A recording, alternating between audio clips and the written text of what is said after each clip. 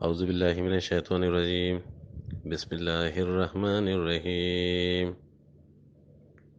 قل یا اہل الكتاب تعالوا الى كلمة سواء بیننا وبینکم ولا نعبد الا اللہ ولا نشرک به شیئا ولا يتخذ بعضنا بعضا اربابا من دون اللہ فإن تولوا فقل اشهدوا بأننا مسلمون يا أهل الكتاب لما تحاجون في إبراهيم وما أنزل التوراة والإنجيل إلا من بعده أفلا تأكلون صدق اللہ العظیم۔ السلام علیکم ورحمۃ اللہ وبرکاتہ۔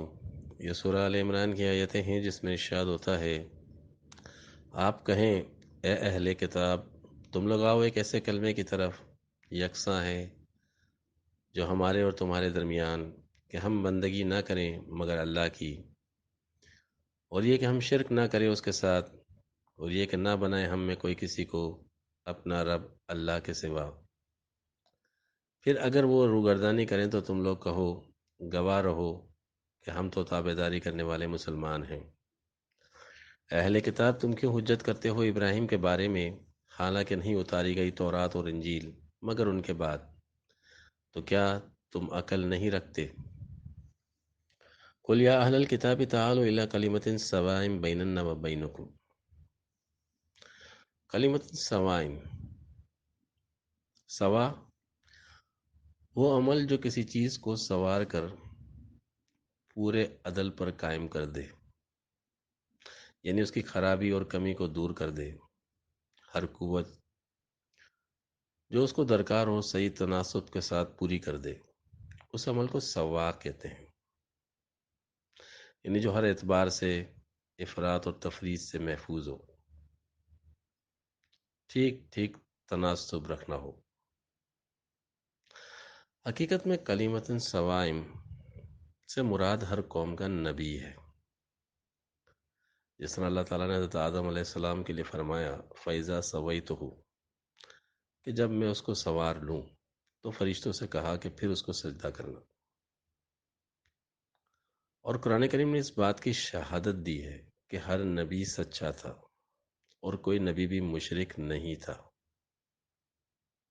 اس لیے یہاں فرمایا کہ تم میں اور ہم میں جو بات ہے کہ تمہارا نبی بھی مشرک نہیں تھے اور ہم بھی مشرک نہیں ہیں۔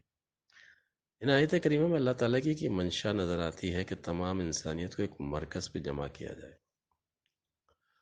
آج دنیا کی قوموں نے جب اس بات کی ضرورت کو محسوس کیا تو یونائٹڈ نیشن بنائی۔ یہ فارمولا قرآن کریم نے آج سے 1400 سال پہلے ہی پیش کر دیا تھا، اور اس کا اصول یہ بتایا کہ جمع شرط پہ ہونا ہے کہ ہم ایک اللہ کی عبادت کرتے ہیں اور اس میں شرک نہیں کرتے۔ یہ ایک جامع اور بنیادی اصول ہے کہ تم بھی ایک ہی اللہ کی عبادت کرتے ہو اور ہم بھی اسی ایک اللہ کی عبادت کرتے ہیں۔ یعنی اس سے مراد یہ ہے کہ تمام انبیاء سچے ہیں اور سب کو بھیجنے والا ایک ہی اللہ ہے۔ ابراہیم علیہ السلام کا اللہ اور موسیٰ علیہ السلام کا اللہ الگ نہیں ہے، یا عیسیٰ علیہ السلام کا اللہ اور رسول اللہ صلی اللہ علیہ وسلم کا اللہ الگ نہیں ہے۔ جس قدر انبیاء دنیا میں آئے ہیں، سب کو بھیجنے والا اللہ، وہ اللہ ایک ہی ہے، اور جس نبی کو بھی تم مانتے ہو وہ سب ایک ہی اللہ کے بھیجے ہوئے ہیں۔ اس لیے ہر ایک کی تعلیم بھی یہی ہے، ہر نبی کی تعلیم یہی تھی کہ سب کا خدا ایک ہے۔ اسی فارمولے پہ دنیا اکٹھی ہو سکتی ہے۔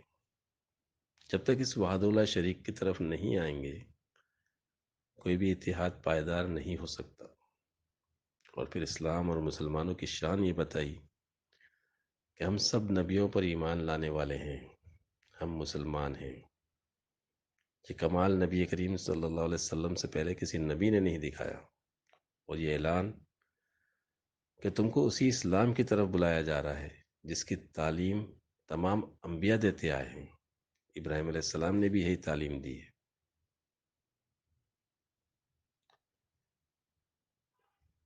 قرآن کریم تمام انبیاء ما سبق پر نازل شدہ کتب کی جامع ہے۔ قرآن کریم نے تمام الہامی کتابوں کے احکامات کو بڑی خوبصورتی سے جمع کیا ہے۔ قرآن تمام پیغمبروں کو دیے جانے والے ادیان اور عرفانیت اور شریعت مکمل اپنے اندر رکھتا ہے، اور نبی کریم صلی اللہ علیہ وسلم کی شان یہی ہے کہ آپ تمام بنو انسان کی طرف رسول بنا کر بھیجے گئے ہیں۔ رسول للناس جمیع، یہ نقطۂ وحادت بھی ہے اور جامع بھی ہے، سب کو جمع کرنے والا۔ اسی لیے آپ کی دعوت عالمگیر دعوت ہے۔ آپ سے پہلے اس طرح بنی نوع انسان کو، تمام بنی نوع انسانوں کو اس طرح دعوت توحید نہیں دی گئی۔ اسی لیے فرمایا کہ اس دعوت توحید پر جمع ہو جاؤ۔ اس کے برعکس ارباب من دون اللہ وہ ہیں جو تقسیم کرنے والے ہیں، جو میں الگ تو الگ کا نعرہ لگانے والے ہیں۔ اس صورت میں وحدت پرستی اور توحید کی تعلیم نہیں دی جا سکتی، جس کی نشاندہی میں قرآن کریم نے فرمایا اتخذوا احبارهم و رہبانهم اربابا من دون اللہ، کہ انہوں نے اپنے احباروں کو اور رہبان کو اللہ کے علاوہ رب بنایا۔ پھر یہ حضرت ابراہیم علیہ السلام کی حجت پیش کی، قل یا اہل الکتاب لما تحاجون فی ابراہیم۔ حضرت ابراہیم علیہ السلام بھی ایک نقطۂ وحادت کی حیثیت رکھتے تھے، یہود و نصارہ کے درمیان بھی اور مشرکین عرب کے درمیان بھی۔ حضرت ابراہیم علیہ السلام کا مقام سب کے لیے یکساں معتبر تھا، اس لیے حضرت ابراہیم علیہ السلام کی حجت بھی ان تمام قوموں پر تھی۔ لیکن حضرت ابراہیم علیہ السلام کا دین کیا تھا، اس کا علم ان کو نہیں تھا۔ ان کی مقدس کتابیں بھی یہ بتانے سے معذور ہیں، لیکن ایک نبی ہی دوسرے نبی کی حجت پوری کر سکتا ہے۔ جس طرح نبی کریم صلی اللہ علیہ وسلم نے حضرت عیسیٰ علیہ السلام کی تصدیق کی، گو باقی نبیوں کی تصدیق کرنا اور اس کے مقابلے میں عیسیٰ علیہ السلام کی تصدیق کرنا ایک بڑا مشکل کام تھا، کیونکہ عیسائیوں کے گلو نے حضرت عیسیٰ علیہ السلام کی شخصیت کو بہت متنازع بنا دیا تھا۔ لیکن اس کے باوجود نبی کریم صلی اللہ علیہ وسلم نے آپ کی تصدیق کی اور آپ کے متعلق تمام تر متنازع باتوں کی نفی کی، اور بتایا کہ آپ بھی اللہ کے پیغمبر ہیں، اللہ کے بیٹے نہیں ہیں، ابن اللہ نہیں ہیں۔ اسی طرح قرآن کریم نے اس بات کی تصدیق کی کہ ابراہیم نہ تو مشرک تھے، نہ یہودی تھے، نہ عیسائی تھے، کیونکہ توریت اور انجیل ابراہیم علیہ السلام کے بعد نازل ہوئی ہے۔ اس لیے دین یہودیت اور دین عیسائیت دونوں بعد میں وجود میں آئے۔ عرب کے سوز میں ساز عجم ہے،